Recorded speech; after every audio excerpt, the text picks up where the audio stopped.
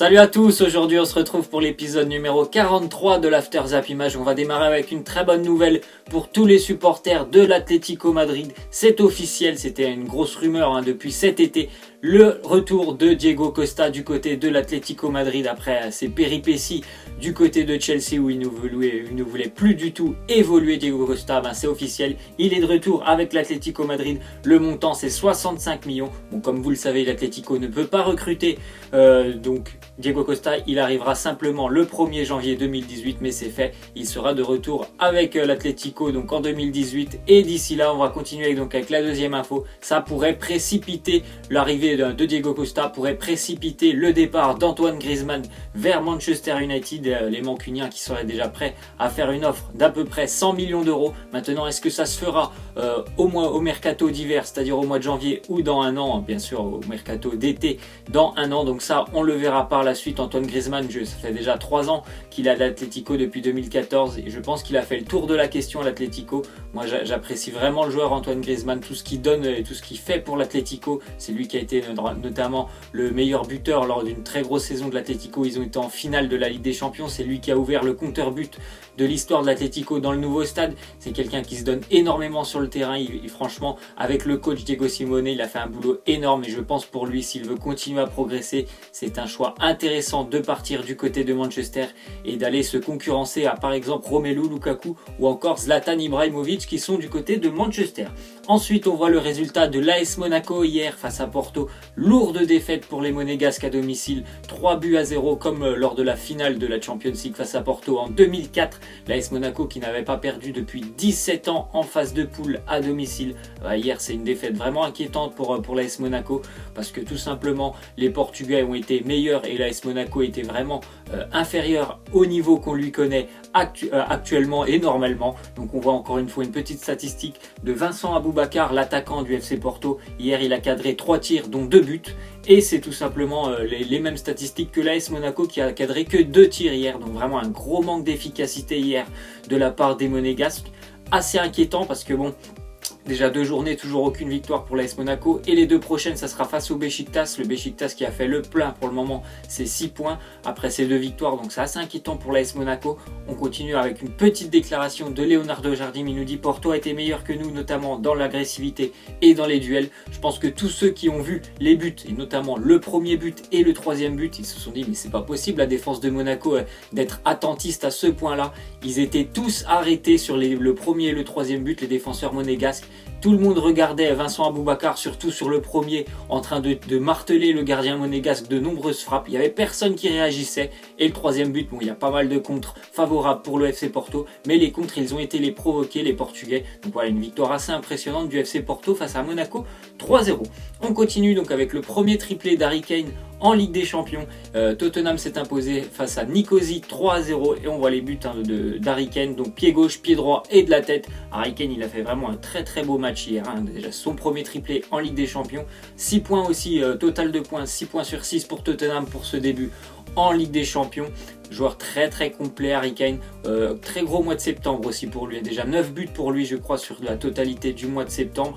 Il avait déjà encore marqué, il me semble, ce week-end face à West Ham, un doublé ou un triplé. Si mes souvenirs sont bons, c'est un triplé. Donc assez impressionnant. Et sur les 30 derniers matchs avec Tottenham, je crois que Harry Kane, c'est 34 buts. Donc un petit peu des stats à la Cristiano Ronaldo.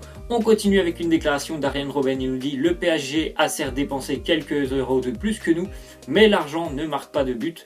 Donc on verra ce soir ce que ça va donner. C'est le gros choc ce soir. Il y aura 2 matchs, je vous en parlerai un peu plus tard. Mais c'est vraiment le gros choc ce soir pour le Paris Saint-Germain face au Bayern Munich. On va voir si vraiment le PSG est potentiellement un futur vainqueur de Champions League, même si c'est encore très tôt dans la saison. C'est que des matchs de groupe. Ce soir, on aura quand même un petit aperçu du niveau du Paris Saint-Germain face aux grosses écuries européennes. On continue avec un ancien joueur qui a pris sa retraite l'année dernière du côté du Bayern Munich, c'est Xabi Alonso. Et il nous dit: après 17 ans sur les terrains, j'ai décidé de franchir une étape et de devenir entraîneur. Vous en saurez plus rapidement.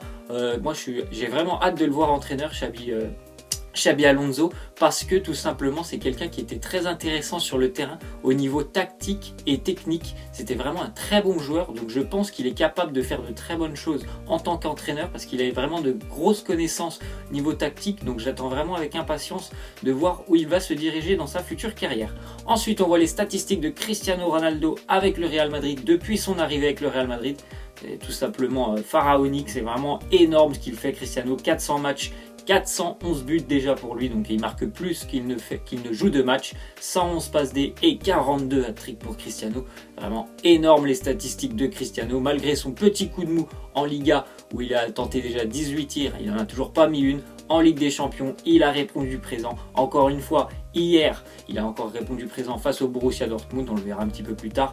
On va suivre avec les statistiques de Ronaldo sur les 7 derniers matchs de Ligue des Champions. Donc ça comprend les 2 premiers de cette année et les 5 derniers par rapport à la saison de l'année dernière. Donc face à la Juve, le Bayern et l'Atlético. C'est énorme tout simplement. Vous voyez que des doublés, au minimum des doublés. Il y a eu un match où il n'a pas marqué face à l'Atlético et déjà 2 triplés face au Bayern et l'Atlético aussi. Donc c'est assez incroyable de voir ce genre de statistiques lors de matchs à élimination directe pour Cristiano Ronaldo. Simplement, c'était un joueur énorme déjà l'année dernière et je pense que cette année encore en Ligue des Champions, il va faire de très très grandes choses avec le Real. Donc voilà, on voit le résultat du Real hier qui s'est imposé hier, on va dire que c'était le plus gros match qu'il y avait eu hier. Le Real s'impose 3-1 face à Dortmund, il n'avait jamais gagné du côté du stade du Borussia Dortmund. Assez déçu pour le Borussia, mais bon, le Real était nettement supérieur hier. Très gros match, on les a enfin retrouvés, l'équipe qui avait un petit peu plus de mal en Liga. Hier, on l'a enfin retrouvé son vrai niveau. Malgré tout, Sergio Ramos, quand j'entends qu'ils ne sont pas favorisés, les Madrilènes, par les arbitres hier, à 0 partout, il y avait quand même une main assez importante de Ramos dans la surface. C'était penalty pour Dortmund qui avait 0-0 à ce moment-là. Ça aurait peut-être pu changer le match, mais bon, on ne va pas revenir quand même sur le match. Le Real a été quand même supérieur au Borussia. Très beau but de Gareth Bale si vous avez l'occasion d'aller le voir. Ensuite, on voit que Wissam Ben Yedder est devenu le premier joueur de l'histoire du FC Séville à inscrire un triplé en Ligue des Champions hier. Séville s'est imposé 3-0 face à Maribor. J'en parlais déjà hier de Wissam parce qu'il souhaitait peut-être se diriger vers la sélection nationale de Tunisie. Donc il a déjà répondu. J'espère que Didier Deschamps a pu voir le match de Wissam Ben Yedder hier et peut-être le convoquer. Il me semble que la liste de Didier Deschamps c'est cet après-midi. J'espère que, pourquoi pas, il va nous faire une petite surprise en appelant Wissam pour les 2 prochains matchs de l'équipe de France. Ensuite, on voit une petite statistique concernant les équipes qui ont réussi à se créer le plus d'occasions en Ligue des Champions. Et attention au Paris Saint-Germain parce que pour le moment, c'est le Bayern Munich qui est leader déjà avec 24 occasions créées. C'était lors de la première journée face à Anderlecht. Les seconds, franchement c'est assez surprenant, mais les seconds c'est Maribor, le petit pousset de cette Ligue des Champions avec 22 occasions créées. En plus, après on voit le Real Madrid et Liverpool. Ensuite, on voit que Benjamin Mendy est blessé et ce qui est inquiétant, c'est qu'il pourrait être sérieusement blessé, Benjamin Mendy. C'est pour ça que Pep Guardiola envisagerait de recruter un autre arrière-gauche dès le mois de janvier. Il était sorti ce week-end face à Crystal Palace, Benjamin Mendy, et c'est assez bizarre déjà. Il n'a pas joué hier, donc à mon avis, la blessure, ça sur un long terme. Et en plus de ça, si Pep Guardiola envisage de recruter quelqu'un, ça veut dire que Benjamin Mendy va être absent des terrains, je pense, pendant quelques temps. Et c'est vraiment pas une bonne nouvelle déjà pour Manchester City. Et en plus de ça, pour l'équipe de France, pour les prochains matchs, et peut-être pour la Coupe du Monde, parce qu'on sait qu'il a une blessure au genou et on ne sait pas pour le moment la gravité de cette blessure. Ensuite, on voit une petite photo assez marrante. Hier, lors du match du Napoli face au Feyenoord remporté par le Napoli, Insigne a voulu rendre hommage à Arkadiusz Milik qui était blessé. Il s'est blessé la semaine dernière. Milik, il va être encore absent des terrains avant 2017, c'est sûr, on ne le reverra pas. Et il voulait lui rendre hommage, Lorenzo Insigne, mais tout simplement il s'est trompé de maillot. On lui a donné le maillot de Piotr Zielinski, c'est un autre Polonais qui évolue du côté du Napoli. Bon, après ils ont rectifié l'erreur et ils lui ont redonné le maillot de Milik. Ensuite, on voit que l'équipe de France de futsal se qualifie pour la première fois de son histoire pour un euro. Donc bravo à l'équipe de France de futsal qui a ses défaits de la Croatie, il me semble, pour se qualifier pour l'euro qui se déroulera en Slovénie. La France en futsal, c'est vraiment une petite nation, il y a très peu de licenciés. Donc vraiment un bel exploit de la part de l'équipe de France. On continue donc avec les résultats de la soirée de Ligue des Champions hier. Je vous l'ai dit, Séville s'impose 3-0 contre-performance pour Liverpool du côté du Spartak, 1 partout. City qui a battu le Shakhtar 2-0, Naples on l'a dit. Dans le groupe de Monaco, je l'ai dit aussi, le Beşiktaş s'impose face à Leipzig 2-0. Et dans le groupe du Real, donc c'est vraiment super et bon début pour le Real Madrid 6 points. Bon début aussi pour Tottenham 6 points et très compliqué pour Dortmund. Je pense que ça va se diriger pour en Europa League pour le Borussia. Ensuite, on voit les matchs qui auront lieu ce soir. Donc on voit déjà les grosses affiches, Paris, Bayern et Atlético Chelsea. Le Barça qui se déplace au Portugal face au Sporting, la Juve qui recevra l'Olympiakos, Manchester chez les Russes du CSKA Moscou. On continue donc avec la nouvelle coupe de cheveux de Paul Pogba. C'est assez bizarre comme coupe. Voilà, il y a un petit peu de rouge, un petit peu de jaune. Il y a des flammes sur le côté. Voilà, bon, nouvelle coupe pour Paul Pogba qui est passé encore une fois chez le coiffeur. Il y va très très souvent, Paul Pogba. Et on va terminer donc avec une petite image. C'était il y a pile 17 ans, l'équipe du Paris Saint-Germain qui s'imposait face au Bayern Munich au Parc des Princes grâce à un but à la dernière minute de Laurent Leroy. Donc moi, ma question c'est tout simple. Vous allez me laisser en commentaire vos petits pronostics pour ce soir. Moi personnellement, je vois une victoire du Paris Saint-Germain, 2-1 pour le Paris Saint-Germain, et je mettrai une petite pièce sur un but de Cavani ce soir. Donc vous me laisserez vous en commentaire ce que vous pensez et ce que va donner ce match du Paris Saint-Germain. Voilà, c'est la fin de cet After Zap Image. J'espère que ça vous aura plu. N'hésitez pas à me lâcher des likes, à vous abonner. Moi je vous laisse et je vous dis à la prochaine. Ciao.